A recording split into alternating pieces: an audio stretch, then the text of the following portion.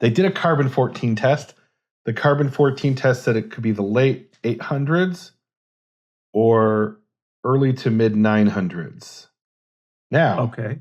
Aharon ben Asher lived at the beginning of the 900s, and we believe that he completed the Aleppo Codex around the year 925. It could have been 10 or 20 years earlier or later. We don't know for sure. The reason we think it was 925 is that there's a codex in the Russian National Library in St. Petersburg called EVR2B17. That's the shelf mark. By the way, I examined that one as well when I was in St. Petersburg in 2019.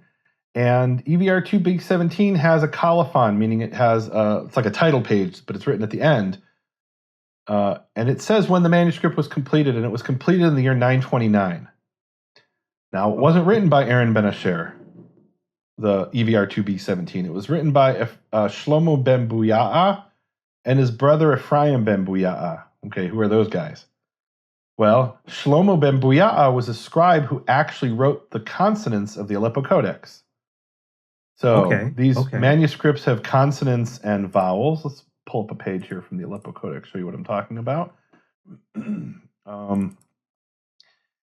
we go, Aleppo Codex. I know, some random page. All right. So what do we have here?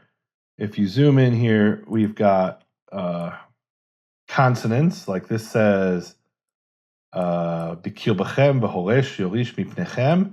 So there's the letters bet, kuf, resh, bet, kaf, mem. There's also vowels below, above, and inside the letters. Then here is an accent called an etnachta. And then here are notes between the margins. Those are called the Masora Parva, the small Masora. And there's also the Masora Magna, which is notes at the top and the bottom. So Aaron ben Asher didn't write the consonants. He wrote the vowels, the accents, the Masora Parva, the small Masora, and the Masora Magna, the large Masora. And then he proofread it.